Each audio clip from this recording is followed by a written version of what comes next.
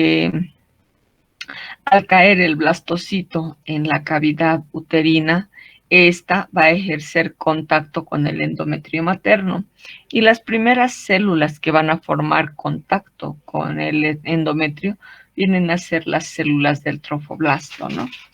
Entonces, este trofoblasto es el que entra en contacto directo con el endometrio y se adhiere y se va introduciendo en el espesor de este. A este proceso nosotros lo vamos a denominar implantación. Y esta implantación habíamos visto que de forma normal podría ocurrir tanto en la cara anterior o posterior del útero, y en general se dice que se va a producir en la región posterior del cuerpo del útero, muy próximo a la línea media. Entonces, este trofoblasto es considerado importante, ¿no? Porque cuando hablamos de un blastocito inicial, sabíamos que este tenía dos porciones, ¿no? Una denominada embrioblasto, que es el que va a dar lugar a la formación del embrión. Y tenemos a lo que es el trofoblasto, que es el que va a dar lugar a la formación de la placenta. Entonces vemos aquí como este blastocito está acercándose a lo que es el endometrio y va a inducir por medio de la proliferación de sus células trofoblásticas a la penetración dentro de este endometrio materno, ¿no? Entonces en ambos dibujos vemos la fijación del blastocito a lo que va a ser el epitelio endometrial. Entonces vemos en la imagen A aproximadamente a los 6 días y aquí ya vemos a los 7 días con la proliferación de las células del trofoblasto. El trofoblasto, ¿no? Va a estar formado por dos áreas, ¿no? El cito y el sinsitio, que van penetrando a lo que va a ser el tejido endometrial. Otra imagen que podemos ver, esta ya es de una imagen por ultrasonografía, donde vemos acá como el endometrio de la madre y aquí a las células del trofoblasto que se van acercando para poder ingresar a lo que es este endometrio. Vemos aquí una masa celular interna denominada embrioblasto y la masa celular externa denominada trofoblasto. Esta vendría a ser la cavidad del blastocele, ¿no? Entonces aquí vemos etapas secuenciales. Vemos a la mórula, esta que va a dividir su tejido en un tejido celular, en una masa celular interna, con una masa celular externa. Vemos cómo se forma el blastocito, cae hacia el útero y se pone en contacto con el endometrio materno para inducir al proceso de implantación. Y ustedes ven aquí etapas secuenciales, ¿no? Igual vemos aquí cómo las células del trofoblasto, más precisamente del sinsitio, se van introduciendo dentro del endometrio. Una siguiente etapa donde ya vemos el citotrofoblasto y el sinsitio trofoblasto dentro de la pared del endometrio. Aquí ya vemos un disco germinativo bilaminar, cavidad amniótica, formación de saco vitelino, aunque aquí todavía está como cavidad del blastocito. Vemos una siguiente imagen donde el embrión, donde este blastocito ya ha penetrado completamente el endometrio. Y aquí ya vemos, ¿no?, una formación ya de lo que va a ser disco germinativo bilaminar, en la cavidad amniótica, el saco vitelino. En imágenes podemos observar esta introducción del blastocito dentro del endometrio. Entonces ustedes pueden ver ya cómo ha ingresado. Son distintas etapas, ¿no? Vemos a la 4ª semana un saquito gestacional. El saquito gestacional simplemente se va a ver así. Tenemos también ya en esta siguiente imagen, donde ya vemos el saco vitelino y a la formación embrionaria. Que ahí una implantación esquemática, 5 o 6 días. Ya esta es la misma, solo que aquí abajo nosotros vamos a poder observar lo que es el disco embrionario, la cavidad amniótica, y esto vendría a ser el saco vitelino. Vemos a la formación del trofoblasto. Ya, entonces, esta es una imagen igual, esquemática, ¿no? Que nos permite ver cavidad amniótica, saco vitelino, disco germinativo bilaminar, las células del trofoblasto. Bueno, entonces necesitábamos recordar lo que era la formación del trofoblasto, ya que este trofoblasto es el que va a dar lugar a lo que va a ser la formación de la placenta, ¿no? Vamos a hablar ahora de algunas de las partes que se van formando. Tenemos a lo que es el corión frondoso y la decidua basal. Nosotros ya hemos hablado de lo que es el corión frondoso. Sabemos que dentro de nuestro embrión se van a formar dos polos, un polo embrionario y un polo abembrionario. En el polo embrionario es precisamente donde se van a evolucionar lo que son las vellosidades coriales, ¿no?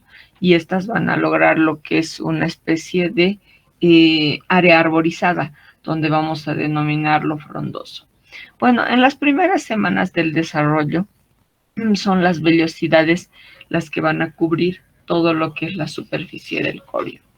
A medida que avanza la gestación, las vellosidades del polo embrionario crecen y se dilatan, lo que va a dar lugar a lo que es el corión frondoso. Las del polo abembrionario, también denominado vegetativo, degeneran y hacia el tercer mes, entonces vamos a tener en este polo lo que es el corión leve, el corión calvo, donde ya las vellosidades van a sufrir un proceso de atrofia. Entonces, bueno, aquí vemos distintas etapas, ¿no? Tercera semana, cuarta semana, 10ª semana y 20ª semana. Vemos los cambios y modificaciones que se van dando. Aquí nosotros vemos la formación de las vellosidades de forma, digámoslo así, igual en ambos polos. Cuando ya tenemos aquí a un embrión, vemos un desarrollo mayor de lo que van a ser las vellosidades. Aquí claramente ya se puede distinguir el polo embrionario y el polo abembrionario, donde podremos ver el corión velloso y el corión liso. Aquí mejor, un corión frondoso y un corión liso. La diferencia entre los polos se va a manifestar en lo que va a ser la estructura de la decidua. La decidua es la que cubre el corión frondoso. Vamos a darle el nombre de decidua basal, que va a formarse por células voluminosas con abundante lípido y glucógeno. Esta capa basal va a estar unida al corión y la porción de la decidua sobre el polo vegetativo es denominada la decidua capsular, que luego degenera. Pues aquí vemos otra imagen donde claramente nos muestra la evolución de las vellosidades. Estas vellosidades que se van a ir formando para dar lugar, ¿no?, a lo que es el polo embrionario y el polo abembrionario. En etapa final, el corión se va a poner en contacto con la decidua parietal. En el lado opuesto del útero, las dos capas se fusionan. La única porción del corión que participa de los procesos de intercambio es el corión frondoso junto con la decidua basal, y es la que va a dar lugar a la formación de la placenta. Entonces tenemos tres porciones de decidua. Tenemos lo que es la decidua basal. Como ustedes pueden ver, es la parte materna de la placenta. Tenemos a la decidua capsular, que es la que va a revestir al feto, y tenemos la decidua parietal, que es la que va a formar parte del resto del endometrio. Entonces se van a diferenciar tres tipos de deciduo, mostrándonos a un endometrio con distintas fases o cambios secretorios relacionados con lo que va a ser gestación. En esta imagen nosotros vemos un corión velloso y un corión liso. Aquí nosotros vemos imágenes que nos pueden mostrar, ¿no?, de lo que es la implantación, donde nos muestran claramente cómo este embrión llega a crecer y a ocupar toda la cavidad uterina. Aquí vemos, miren, ya lo que van a ser las vellosidades coriónicas. Van a estar en contacto con lo que es el cordón umbilical para poder nutrir a nuestro fetito, embrión ahí. Entonces, para ello necesitamos recordar cómo se van a formar las vellosidades, ¿no?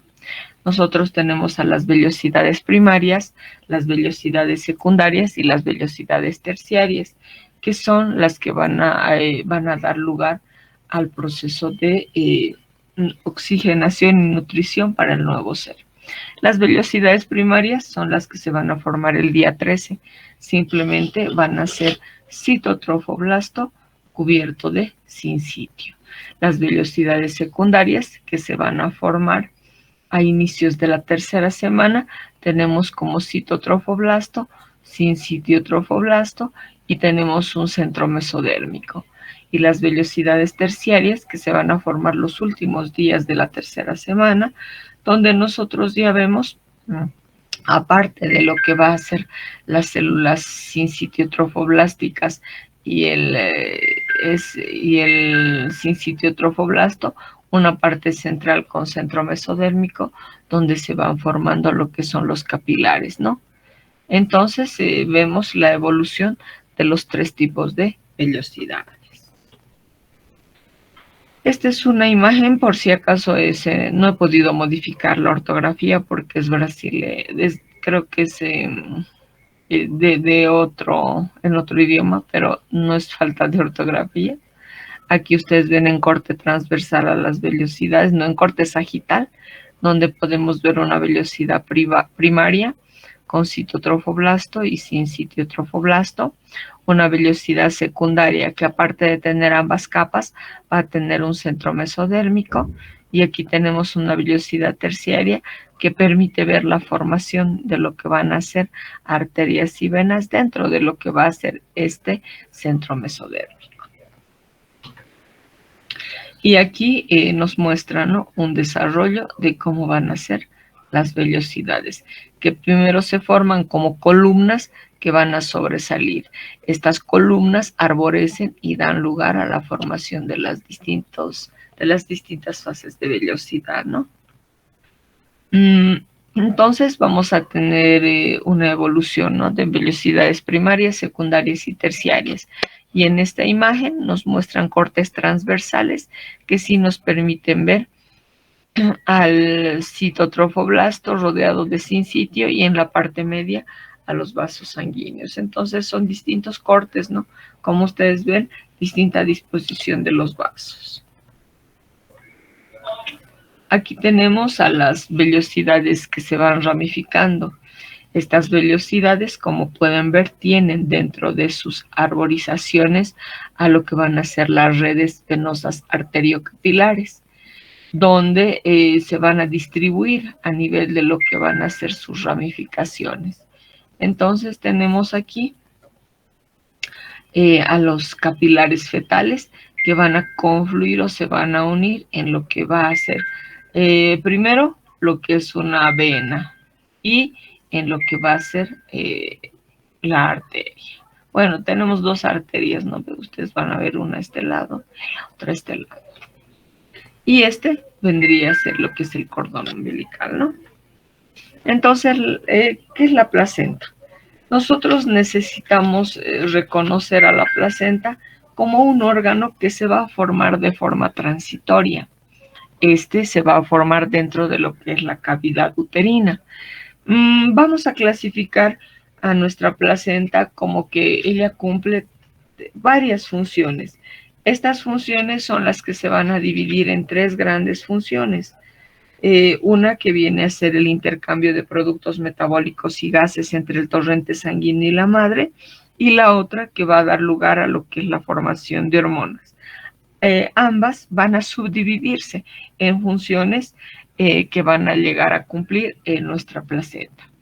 Entonces, la placenta va a cumplir, va a ayudar o va a contribuir a la nutrición del feto por medio de la madre para que éste pueda crecer y desarrollarse. Constituye, ¿no?, lo que es una unidad funcional, y su maduración se hace sincrónica, constituyendo la unidad fetoplacentaria. Entonces, ustedes ven aquí a nuestro embrión, porque estamos en una etapa de embrión. Vemos el cordón umbilical y esta es la conexión que va a formarse dentro de lo que va a ser la placenta. Aquí ustedes pueden ver a lo que van a ser los vasos fetales en conexión por medio de las arterias espirales con la circulación materna. Bueno, aquí ustedes ven a un fetito porque ya está formado, ya tiene todo completo, que va a estar dentro de su cavidad amniótica. Y aquí ustedes pueden ver lo que es la placenta. Para el desarrollo de la placenta, nosotros tenemos que recordar al trofoblasto. El trofoblasto va a ser visible en el 5º día. En los días 5 y 6, luego de la implantación, este trofoblasto va a sufrir un proceso de división. Según nuestro texto, nosotros tenemos que el día 8, el trofoblasto se va a dividir, ¿no?, en lo que es citotrofoblasto y sincitiotrofoblasto. El día 9, importante porque se van a formar lo que son los espacios lacunares en el sincitio. Y el día 13 es cuando se inicia la formación de las vellosidades primarias. Los espacios lacunares se llenan de sangre materna y es cuando iniciamos entre el día 11 y 12 lo que va a ser la circulación uteroplacentaria. Al inicio de lo que es la tercera semana, aparecen lo que son las vellosidades secundarias y al finalizar la tercera semana tenemos la formación de las vellosidades terciarias. Entonces, se van formando células y vasos sanguíneos que van a estar distribuidos en la pared del saco vitelino, como ustedes lo ven aquí, en lo que es el tallo de conexión, que posteriormente será el cordón umbilical, y como ustedes pueden ver, en el interior de lo que van a ser las vellosidades terciarias. Entonces, las vellosidades, como ustedes pueden ver, hacen contacto con lo que es la decidua basal. Y estas vellosidades, cuando realizan este contacto, son denominadas, ¿no?, como vellosidades de anclaje. Las células del citotrofoblasto proliferan y van a formar una especie de envoltura citotrofoblástica. Esta capa citotrofoblástica es la que va a dar lugar a la parte externa. Nosotros tenemos que dentro de la placenta se van formando tabiques deciduales, que son denominados los tabiques placentarios, que dividen la placenta en zonas. Estas zonas son denominadas cotiledones. Son aproximadamente el número de 15 a 20. Bueno, ustedes ven aquí dos imágenes que nos muestran claramente cómo se va a ver la placenta. Nosotros tenemos aquí la placenta con la división de los tabiques deciduales, mostrándonos lo que son la formación de los cotiledones. Vemos estas vellosidades arborecidas. Vemos a los vasos dentro del cordón umbilical que van a nutrir al fetito. Y aquí la vemos en una imagen real. Pues aquí ustedes ven a la bolsa amniótica que va a rodear a la cavidad amniótica. Vemos al líquido amniótico y vemos, en este caso, este ya es un feto, ¿no?, por todas las características que presenta. Y este sí es aún un embrión. Y vemos aquí a su cordón umbilical. Y vemos ahí a la placenta. Entonces, esta es simplemente la imagen que quisiera que vean de una placenta que permite ver, ¿no?, a las formaciones divididas por la decidua, que son denominados los cotiledones. Entonces, cada uno de los tallos principales de las vellosidades y sus modificaciones son las que van a constituir un cotiledón placentario. Esta es la imagen, ¿no? Entre uno y otro tabique decidual es que se van a formar lo que van a ser los espacios intervellosos.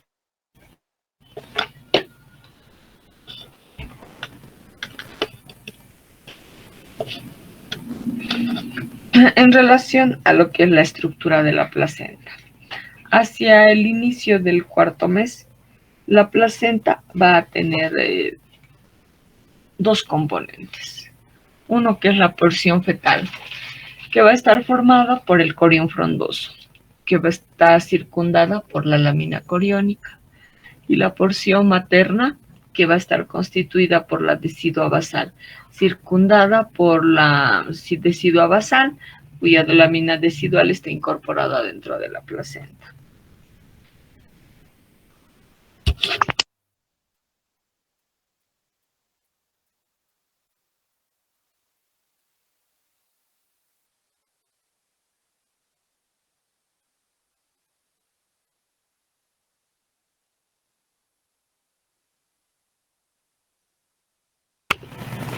Entonces, en la parte fetal, nosotros la vamos a considerar a lo que es el corium. La primera semana de gestación debemos recordar que cubren toda la superficie, dando lugar a lo que es el corium.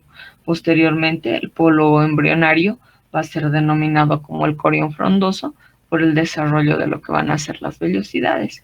Y el polo abembrionario, corium liso, o polo vegetativo, es el que va a dar lugar a la degeneración de las vellosidades. Entonces, la porción fetal de la placenta es el corium, que va a estar formado a partir de citotrofoblasto, de sincitiotrofoblasto y de la hoja somática del mesodermo extraembrionario.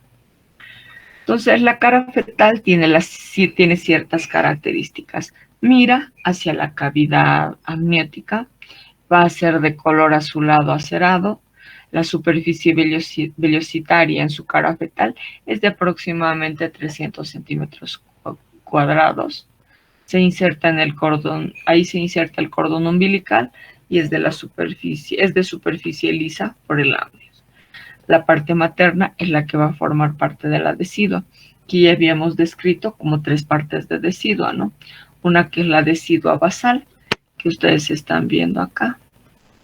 Tenemos a la decidua basal, tenemos a la decidua capsular y tenemos a la decidua parietal, que son distintas fases inducidas por hormonas de lo que va a ser el endometrio materno.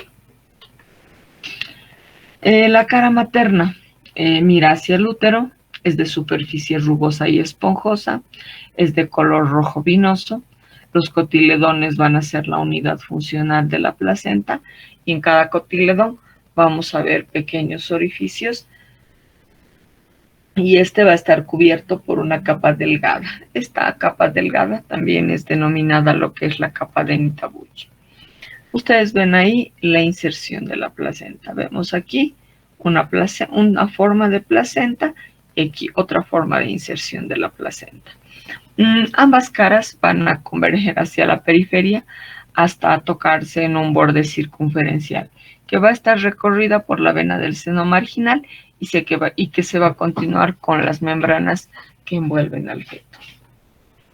Esta es una imagen que nos muestra las dos caras de la placenta. Esta es una placenta a término donde nos muestra lo que es la cara fetal.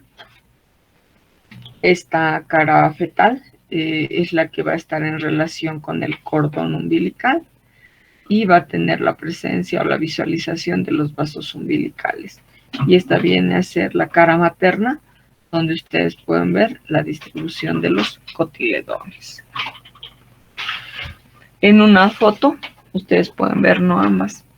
Aquí tenemos lo que es la cara fetal en relación con el cordón umbilical y los vasos umbilicales. Y aquí tenemos lo que es la cara materna, que ustedes van a ver cómo ustedes, bueno, aquí las han rodeado, ¿no? Dando lugar a lo que van a ser los cotiledones.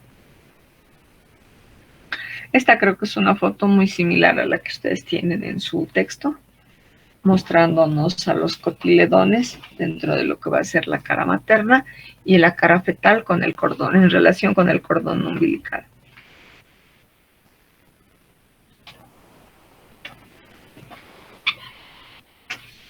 Vamos a ver etapas o fases del desarrollo de la placenta. Tenemos la formación de la placenta, va a ocurrir simultáneamente con la invasión del sincitio trofoblasto. Va a ocurrir lo que es la angiogénesis, que es simplemente la formación de nuevos vasos sanguíneos, ¿no?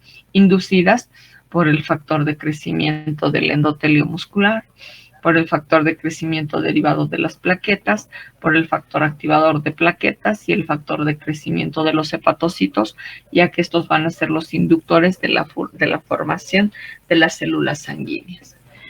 Y tenemos lo que es la etapa de activación para la estimulación por medio de las hormonas esteroideas. Tenemos la etapa lacunar trabecular del sincitio trofoblasto, donde se van a formar espacios que son ocupados por la sangre materna y permiten el intercambio por simple difusión. Se van a formar las vellosidades primarias, secundarias y terciarias. Va a haber la formación de la cáscara o la envoltura citotrofoblástica y se va a formar lo que es el corio. La sangre materna y la fetal van a estar separadas, ¿no?, por los tejidos que forman una vellosidad terciaria. Tenemos a la membrana vasculosincitialo-placentaria, que está constituida por citotrofoblasto, sincitiotrofoblasto, tejido conectivo, que de inicio era considerado el tejido mesodérmico, y endotelio de los vasos fetales. Tenemos la etapa de madurez placentaria. La placenta, entonces, va a tener dos componentes, una materna, que va a estar formada por la decidua basal, y la fetal, que va a estar formada por el corión frondoso. El metabolismo placentario aumenta y la membrana placentaria disminuye su tamaño, y esta va a estar formada por sincitio trofoblasto, tejido conectivo fetal y endotelio de vaso fetal. Entre otros factores que pueden ser considerados como causas de envejecimiento placentario, nos hablan de la intensidad de circulación en vasos maternos, intensidad circulatoria en vasos fetales, estructura y espesor de la membrana plasmática, superficie de intercambio y calcificaciones.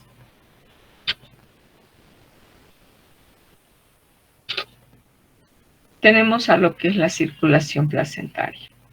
Los cotiledones van a ser las estructuras que van a recibir sangre a través de las arterias espirales, que en una de las imágenes anteriores ya les había mostrado.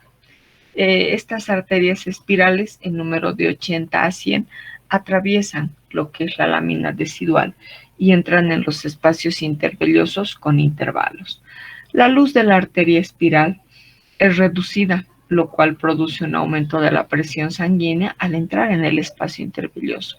Entonces, esta presión impulsa la sangre hacia la profundidad de los espacios intervellosos y baña el árbol velloso con sangre oxigenada. Al disminuir la presión de la sangre, entonces fluye de retorno desde la lámina coriónica hacia la decidua. Es donde entra en las venas endometriales. La sangre de los lagos intervellosos drena en forma retrógrada hacia la circulación materna a través de las venas endometriales. Y los espacios intervellosos de la placenta, completamente desarrollada, contienen más o menos 150 ml de sangre. Estos que se van recambiando 1 a 4 veces por minuto. Entonces, ustedes ven aquí una forma de circulación en el lado materno. Estas vendrían a representar lo que van a ser las arterias espirales, que son las que van a penetrar a través de la envoltura citotrofoblástica, como ustedes pueden ver, y la sangre regresa a través de lo que van a ser las arterias. Entonces ustedes pueden diferenciar aquí venas endometriales, arterias endometriales. Estos vendrían a ser los cotiledones separados por lo que van a ser estos pequeños tabiques y nos van a dar lugar, ¿no?, a la formación de un proceso de circulación donde la sangre sufre un proceso de intercambio en lo que van a ser estas áreas de los capilares arteriovenosos. Aquí vemos una imagen esquemática donde nos habla, ¿no?, de la unión fetomaterna. Vemos una cara fetal donde nosotros vemos al cordón umbilical con sus dos arterias y una vena, y vemos aquí lo que es la visualización de los vasos coriónicos. Vemos aquí cómo estas vellosidades están dentro de lo que va a ser los cotiledones que van a estar en relación con la cara materna. Y vemos aquí la conexión con lo que van a ser las arterias espirales. Aquí es mucho más bonita, ¿no? Es la misma imagen, solo que un poquito más clara. Y aquí simplemente un corte histológico que nos permite ver la estructura, ¿no? Entonces tenemos cara fetal y cara materna. El espacio intervelloso ocupa unos 150 ml de sangre que intercambian 3 a 4 veces por minuto, habíamos indicado, ¿no? Entonces, el flujo de sangre hacia la placenta es alto, es de aproximadamente 500 ml por minuto. Esto va a favorecer el intercambio de nutrientes, oxígeno y el paso de los productos de desecho.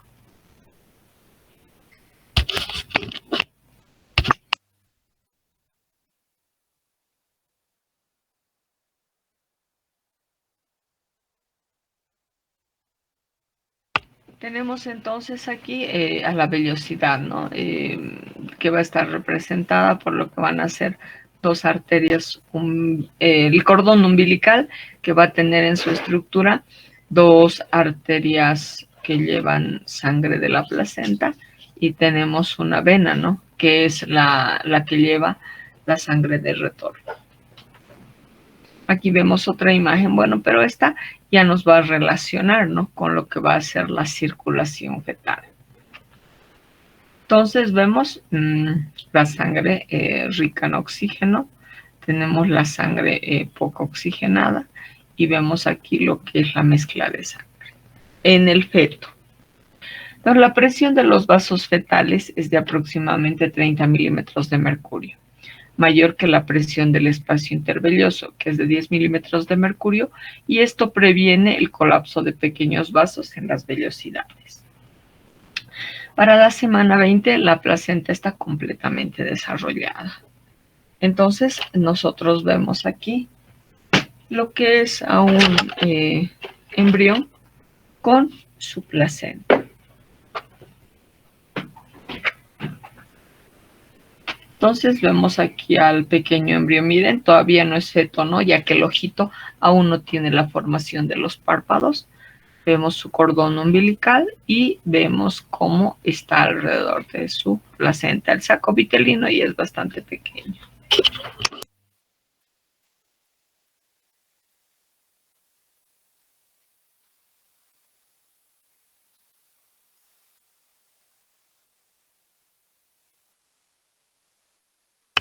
Vamos a hablar de lo que es la barrera placentaria.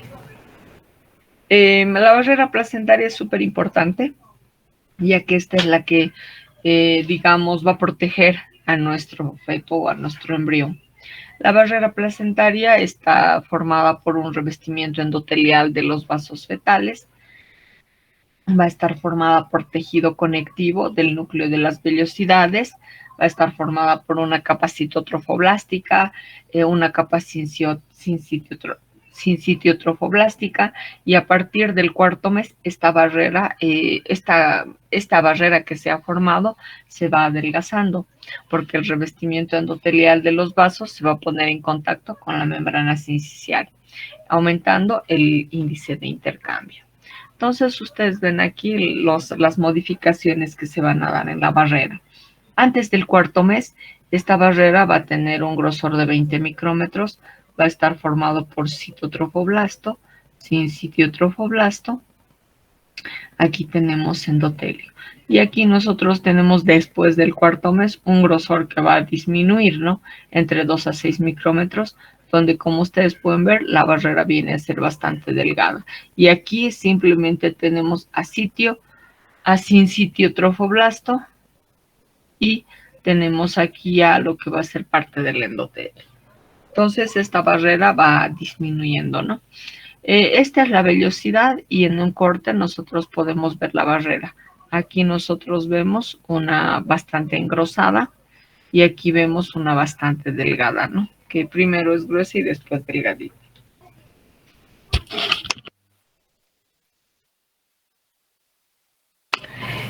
Para hablar de una etapa de envejecimiento placentario, nos hablan de los cambios que se puedan producir al final de una gestación. Cuando una placenta sufre procesos de envejecimiento, puede tener deficiencia, ¿no? O desarrollar ciertas incapacidades. Nos hablan disminución de los capilares, engrosamiento de la membrana basal y el trofoblasto, obliteración de vasos fetales, depósito de fibrina en la capa basal y coriónica y disminución de lo que es el estroma. La placenta al final del embarazo puede tener depósito de material fibrinoide en la superficie de las vellosidades, calcificaciones, y esto va a disminuir sus propiedades de transferencia. La placenta entonces habíamos dicho que la vamos a clasificar en dos tipos de funciones. Una, que nos daba lugar al intercambio de productos metabólicos y gases entre el torrente sanguíneo de la madre y el feto. Y la segunda es la que nos habla de la secreción o producción de hormonas. También nos hablan del metabolismo, pero eso va a ingresar dentro de lo que va a ser la primera función. Entonces, allá aquí ustedes ven un embrión, ¿no? Porque todavía no se han formado las estructuras. Tenemos parte de formación de la carita, parte de formación de las extremidades, y aquí vemos a su placenta. Distintas imágenes que nos forman, ¿no? Nos muestran distintas etapas relacionando con lo que va a ser su placenta, el saco vitelino. Aquí igual vemos un embrión mostrándonos su placenta. Ya, en esta diapositiva estamos dividiendo en dos funciones a la placenta, uno que es la metabólica, porque nos habla, ¿no?, de la síntesis de ciertas sustancias. Entre las sustancias tenemos la síntesis de colesterol, de ácidos grasos y de glucógeno. Y en el intercambio, nosotros hablamos del intercambio, ¿no?, de lo que va a ser productos metabólicos y gases. Hablamos del intercambio de oxígeno y dióxido de carbono, vitaminas liposolubles, ácidos grasos que pasan a la sangre fetal, hormonas esteroideas no conjugadas, de glucosa, intercambio de agua. Vamos a ver que la membrana placentaria no es atravesada por las proteínas, pero sí por los aminoácidos. Vamos a ver un mecanismo de transporte que es el que va a contribuir a lo que es el intercambio de sustancias. En el metabolismo, hemos dicho síntesis de glucógeno, colesterol y ácidos grasos. Estas sustancias son la fuente de energía y nutrición para el embrión y son necesarias de ser sintetizadas por la placenta. El colesterol es utilizado para la síntesis de las hormonas placentarias. Ahí tenemos a los mecanismos de transporte de la placenta. Los mecanismos de transporte son una de difusión simple, que se va a producir por un gradiente de concentración. Tenemos la difusión facilitada por un gradiente de carga, el transporte activo, que va a requerir energía, y la pinocitosis en el caso de que las moléculas sean de gran tamaño. El área de intercambio entre la sangre materna y la sangre fetal es de 5 metros cuadrados a las 28 semanas y de 11 metros cuadrados hasta las 40 semanas. Ahora, hemos visto los mecanismos, ¿no?, de transporte. Vamos a ver que el oxígeno, el dióxido de carbono y el monóxido de carbono van a ser sustancias que van a, gases que van a pasar por difusión simple. Entonces, el feto a término va a extraer entre 20 a 30 ml de oxígeno por minuto. La difusión de oxígeno es limitada por el flujo sanguíneo más que por la difusión a través de la membrana.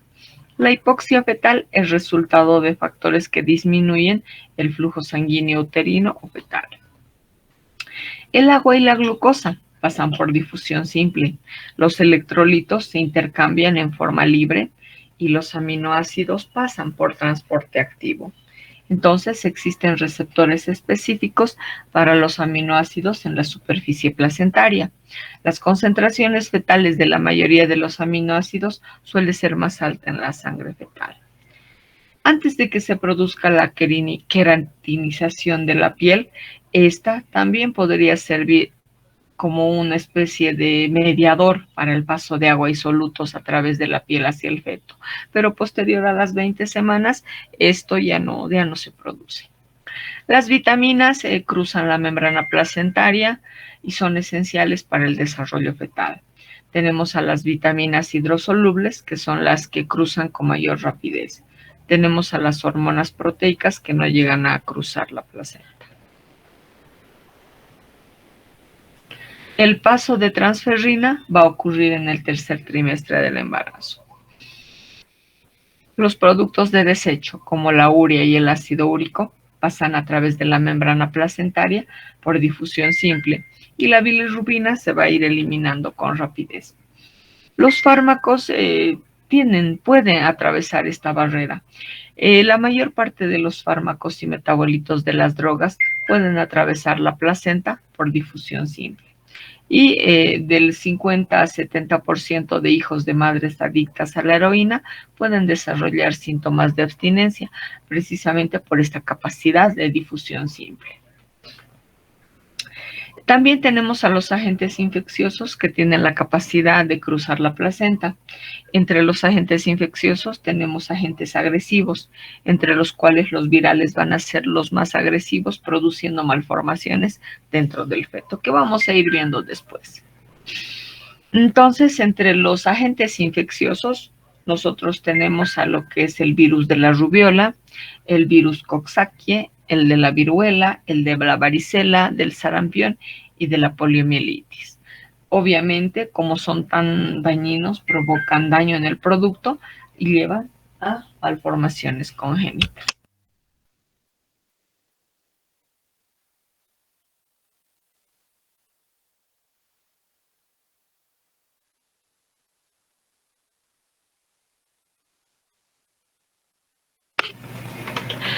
Tenemos síntesis de hormonas.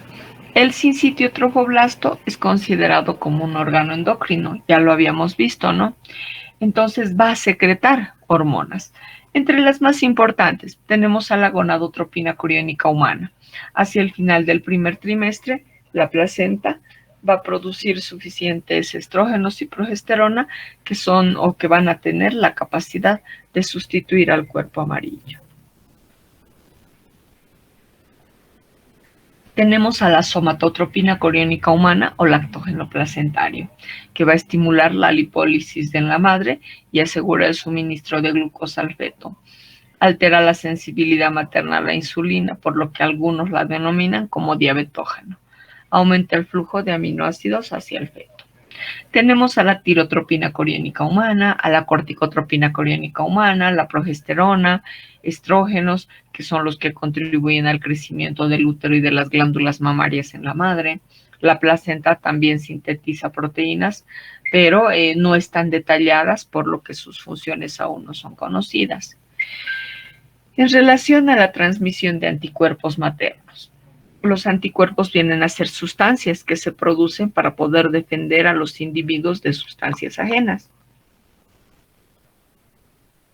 Los anticuerpos de la madre van a ser captados por pinocitosis del sincitio trofoblasto y llevados después hacia los capilares fetales.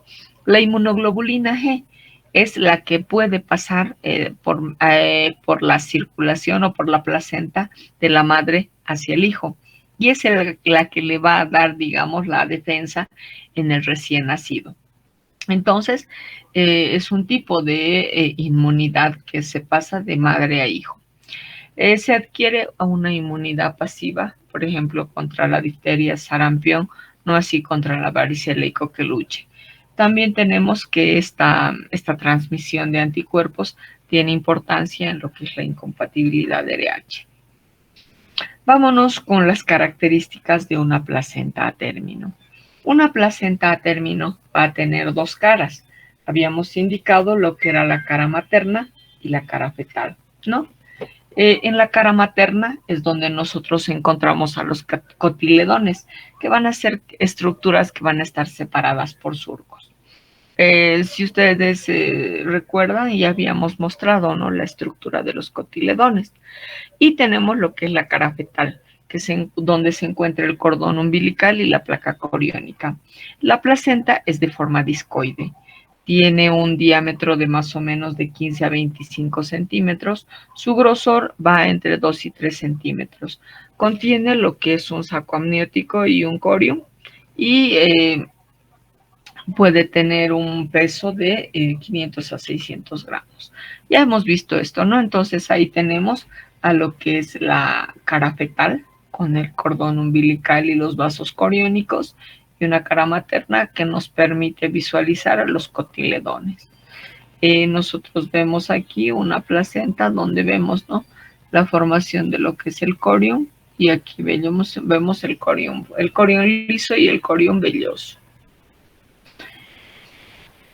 Para hablar de la placenta, ahora vamos a conocer algunas de las alteraciones que se puedan presentar dentro de la placenta. En la placenta se pueden presentar lo que son infartos placentarios. Bueno, estos son cortes de placenta que nos están permitiendo ver áreas, ¿no?, que han tenido ausencia de circulación. Entonces, los infartos placentarios verdaderos son áreas localizadas de necrosis que nos muestran lo que es la muerte del tejido, producidas ¿por qué? Por una obstrucción en la irrigación sanguínea, por lo que el tejido sin irrigación va a sufrir un proceso prolongado de isquemia, lo que nos lleva a una necrosis, ¿no?, a un infarto. La placenta recibe su nutrición a través de la circulación materna y no de la fetal. Entonces se va a producir un infarto cuando se interrumpe lo que es el flujo sanguíneo materno. Infecciones placentarias. Bueno, ustedes ven ahí una placenta, no parece, pero tiene infección. Hablamos de un proceso de contaminación infecciosa que puede ser bacteriano o viral. Afecta la superficie fetal de la placenta, en particular el amnios y el corium, cercano a la inserción del cordón umbilical. La insuficiencia placentaria.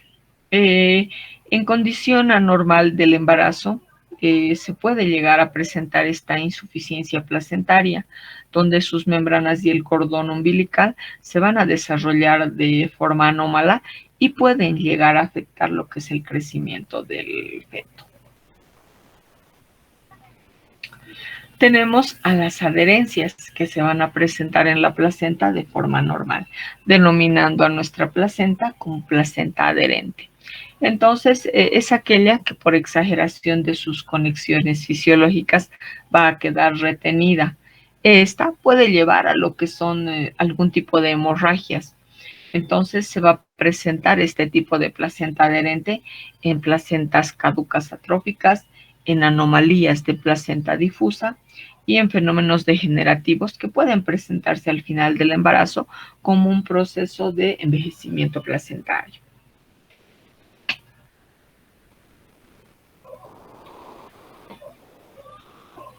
Tenemos a lo que es la placenta previa. Entonces la placenta se implanta en la parte baja del útero, como ustedes pueden ver aquí. Prácticamente estaría obstruyendo lo que es la apertura cervical, o sea, del cuello, ¿no? Del cuello uterino. Esta viene a ser una placenta que está insertada de forma normal, pero esta es una placenta previa que está muy cerca del orificio cervical, ¿no? Es una forma rara de presentación. Nos hace referencia de 1 en 200 embarazos.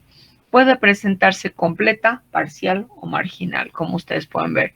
Y el riesgo es que las pacientitas que presentan esto tienen continuos sangrados, por lo que es importante tenerlas en observación. Bueno, entre las anormalidades placentarias tenemos prolongaciones de la placenta que se van introduciendo en las capas del útero. A estas anormalidades las vamos a denominar como prolongaciones que van a darnos un nombre. Tenemos las acretas, las percretas y las incretas. Como ustedes pueden ver, el acretismo placentario hace referencia, ¿no?, a pequeñas adherencias que se van a poder unir, en este caso, al miometrio.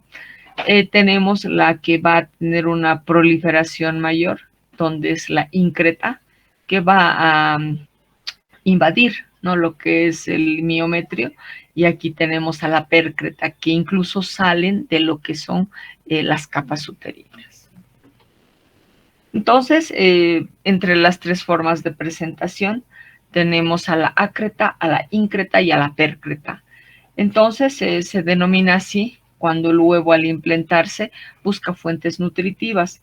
No pasa normalmente del adhesivo, y si lo hace, empieza a tener lo que son adherencias anormales, las que dan lugar a la denominación de placenta acreta.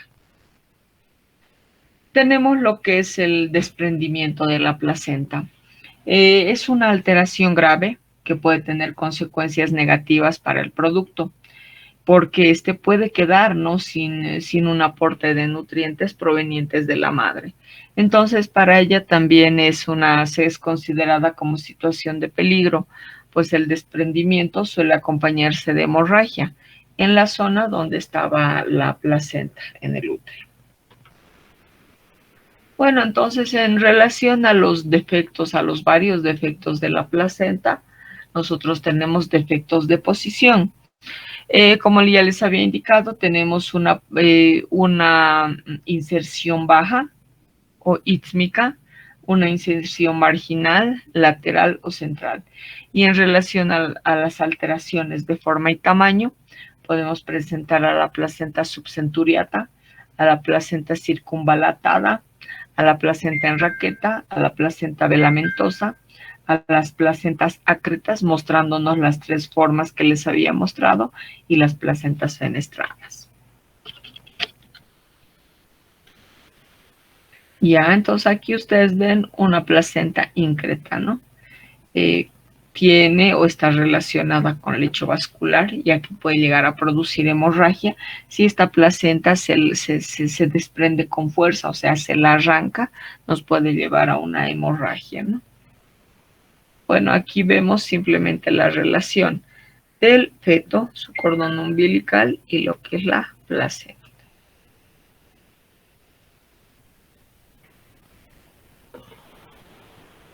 Bueno, aquí nosotros estamos viendo al feto en el momento del nacimiento, en el periodo de expulsión, el cordón umbilical, y vemos cómo la placenta va a quedar aún, ¿no?, adentro. Una vez que sale el recién nacido, nosotros vemos que la placenta va a quedar adherida al útero. Por eso es que la tercera fase de lo que es el trabajo de parto se va a denominar alumbramiento, que implica la salida de la placenta y de las membranas fetales. Entonces aquí vemos cómo después de la salida o de la expulsión del feto se va formando un hematoma, que es el coágulo retroplacentario, y esta placenta va a sufrir un proceso de desprendimiento. Este proceso dura desde la expulsión del feto hasta los 30 minutos, ¿no? Entonces aquí vemos cómo la placenta se va separando y va siendo expulsada por la vagina, ¿verdad? Entonces, aquí tenemos al útero, que está sufriendo ya un proceso de atrofia, y aquí tenemos a la placenta, mostrándonos su porción fetal y su porción materna. Cuando ustedes tengan partos y tengan que revisar la placenta, deben encargarse de revisar que esté completa para que no se hayan quedado restos en la madre, ya que restos de la placenta pueden provocarnos hemorragias en la mamá, ¿no? Bueno, aquí ustedes ven una salida. Ahí tenemos la salida del cordón umbilical y de la placenta. Miren, ahí está. Estamos viendo claramente lo que es una cara fetal, ¿no? Con el cordón umbilical. La placenta y las membranas fetales, entonces, van a tener varias funciones que también aquí mencionamos: protección, nutrición, respiración, excreción y producción de hormonas. Aunque no se olviden que nosotros las vamos a clasificar en dos grandes, ¿no? Producción de hormonas e intercambio de lo que van a ser nutrientes y oxígeno. En esta imagen estamos viendo tres tipos de imágenes. Esta es una imagen histológica, esta es una imagen macroscópica y también otra histológica que nos permite visualizar lo que son las membranas fetales. Entre las membranas fetales nosotros vamos a considerar al amnios, al corium y al endometrio materno decidualizado. El amnios simplemente va a ser un revestimiento interno, ¿no? Va a estar formada por lo que va a ser células que van a recubrir esta cavidad. Tenemos a las membranas fetales que van a formar parte de lo que es el saco vitelino, el vestigio subamniótico a término, el corium membranoso, que simplemente va a ser un colapso del espacio intervelloso, y el endometrio materno decidualizado. Entonces, en esta imagen vemos lo que es el corium velloso. Aquí nosotros vemos a las vellosidades y a los espacios intervellosos. Esto forma parte de lo que es la decidua basal. Aquí tenemos a la decidua capsular. Y nosotros vemos aquí, aparte de la decidua parietal, aquí nos hablan de la membrana amniocoriónica, ¿no? Que no va a ser nada más que la fusión del amnios con lo que va a ser el corión leve. Entre los anexos embrionarios o membranas fetales, simplemente tenemos estructuras que no van a formar parte de lo que es el cuerpo embrionario, pero van a estar desarrolladas con su desarrollo, van a estar relacionadas con su desarrollo.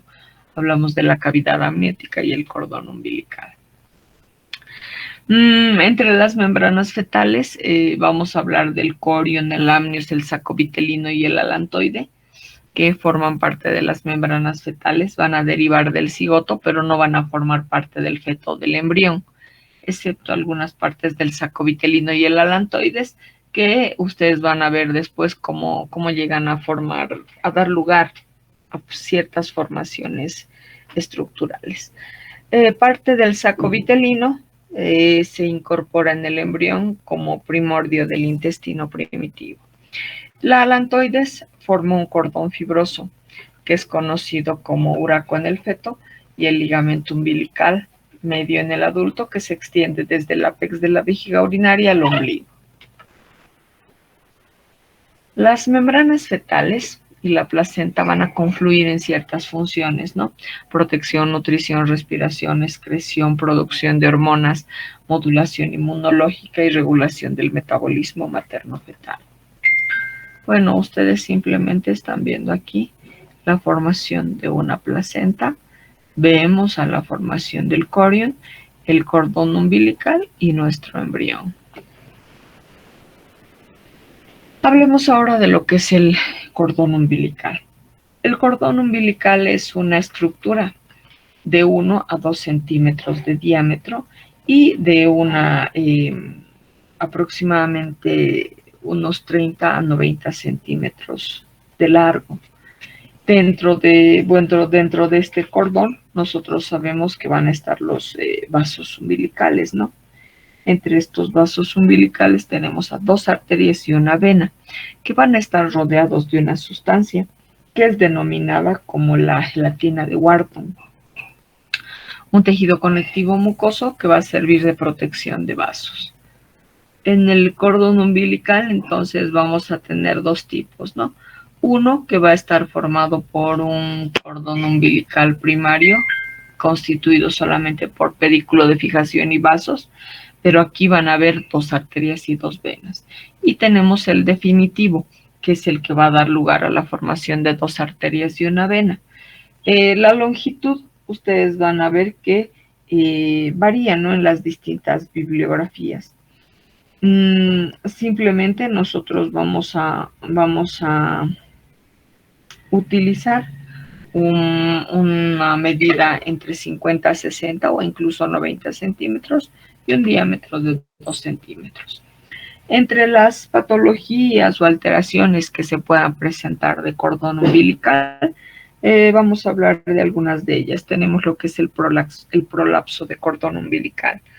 Vale decir que es la salida del cordón umbilical, ¿no?, antes de lo que es el parto.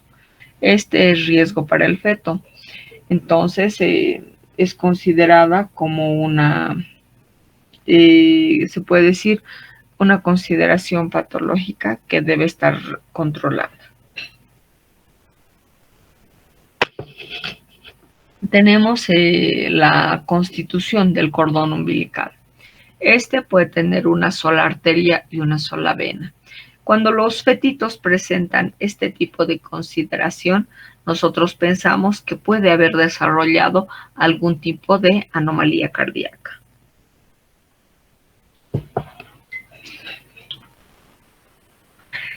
Hablemos de lo que es el origen del líquido amniótico. Inicialmente las células amnióticas son las que van a producir cierta cantidad de líquido amniótico.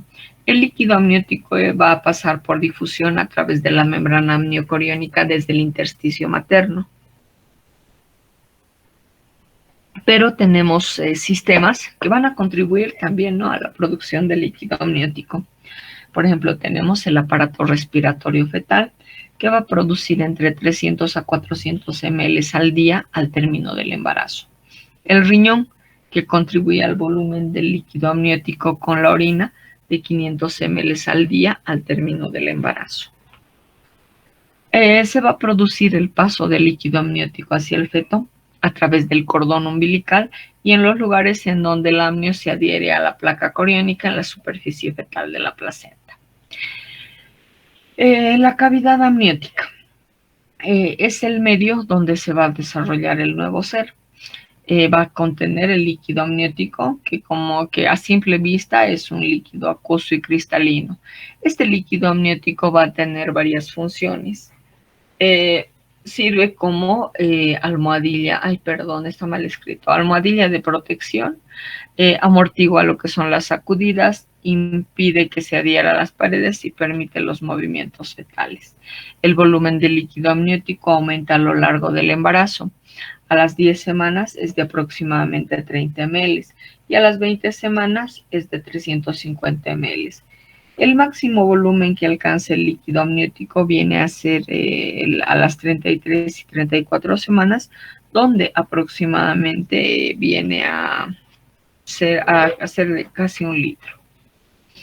El volumen del líquido amniótico es recambiado cada 3 horas.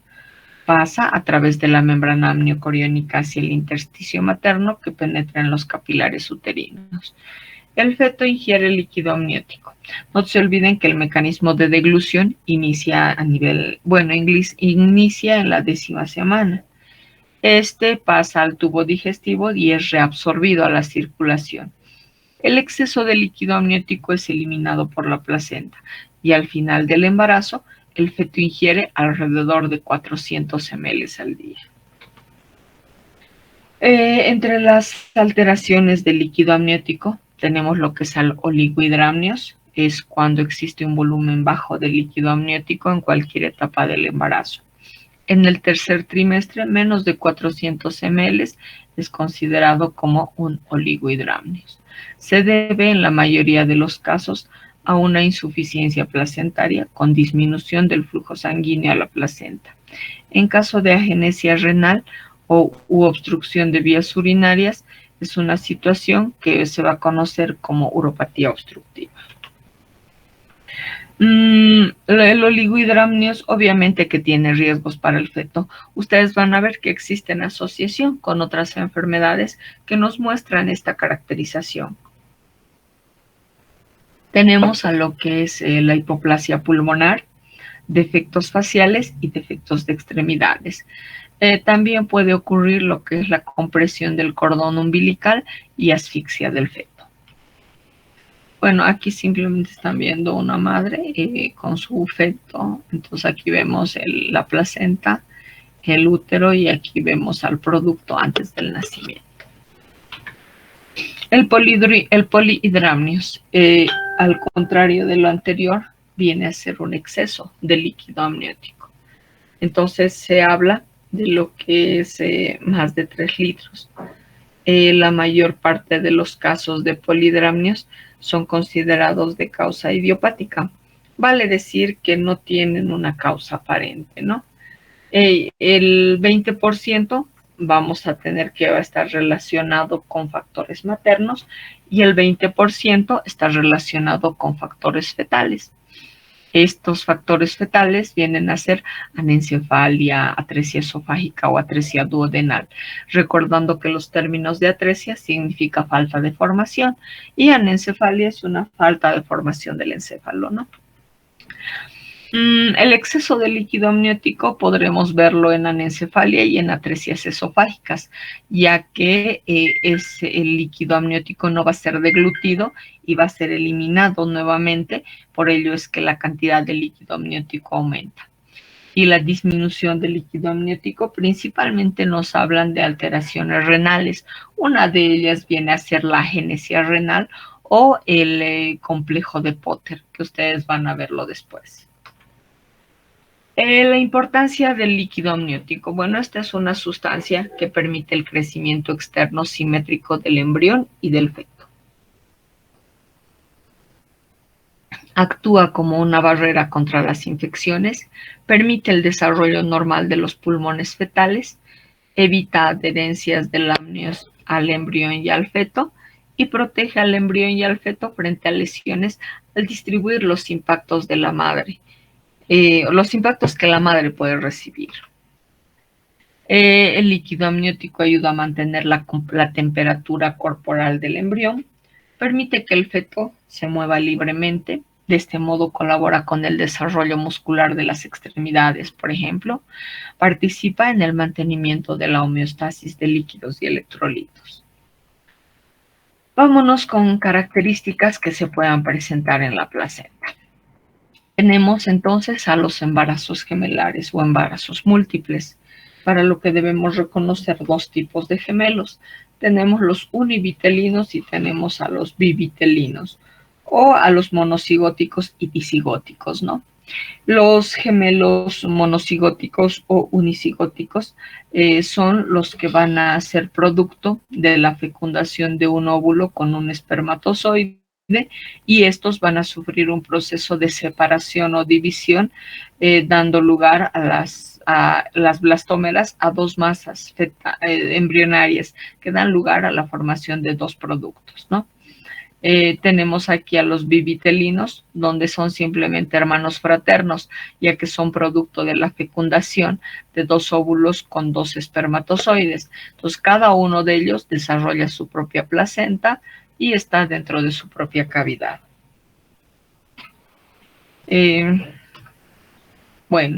La imagen ecográfica es la que nos muestra, ¿no?, a dos individuos.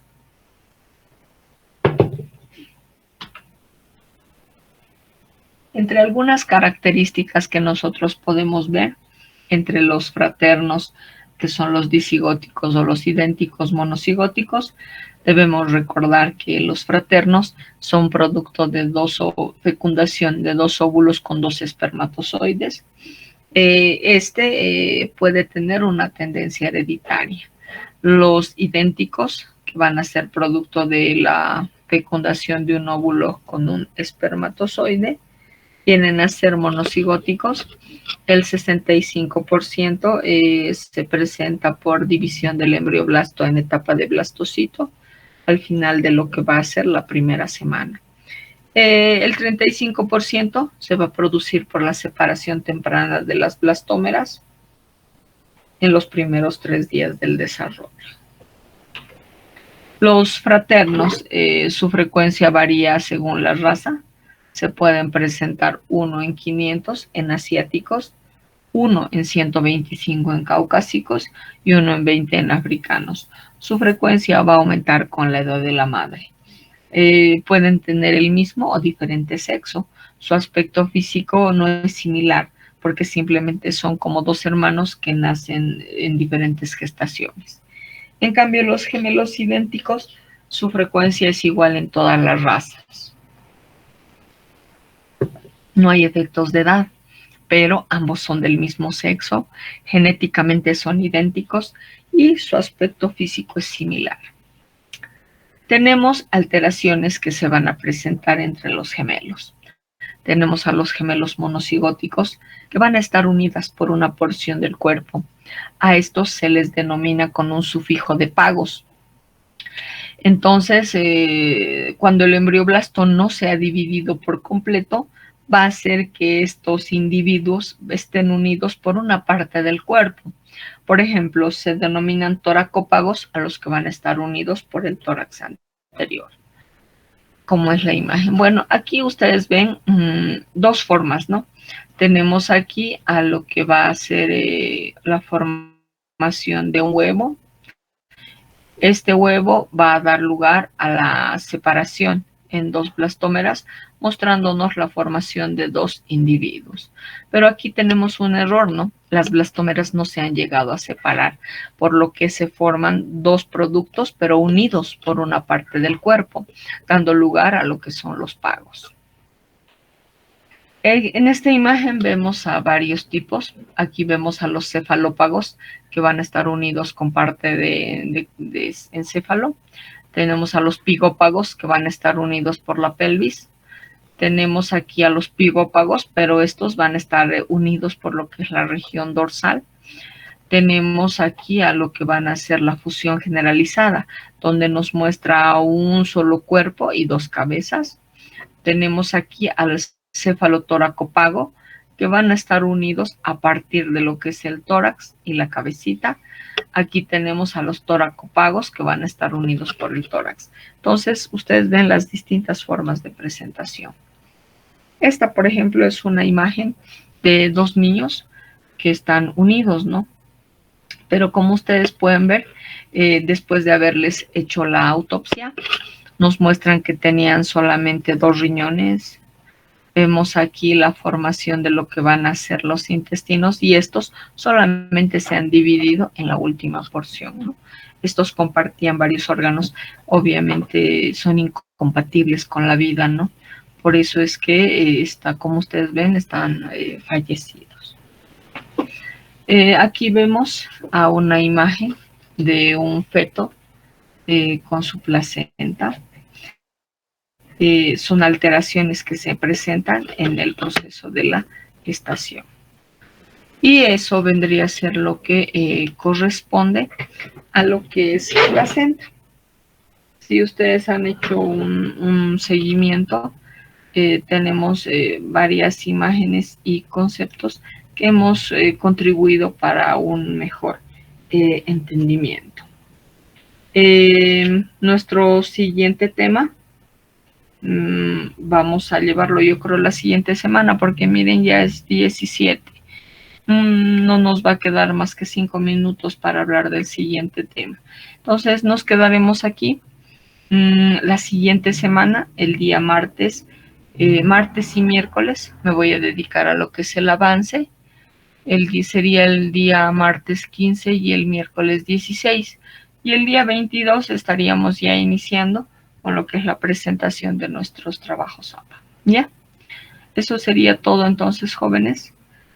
pueden retirarse temprano. Que les vaya bien. Buenas noches. Buenas noches, Miss.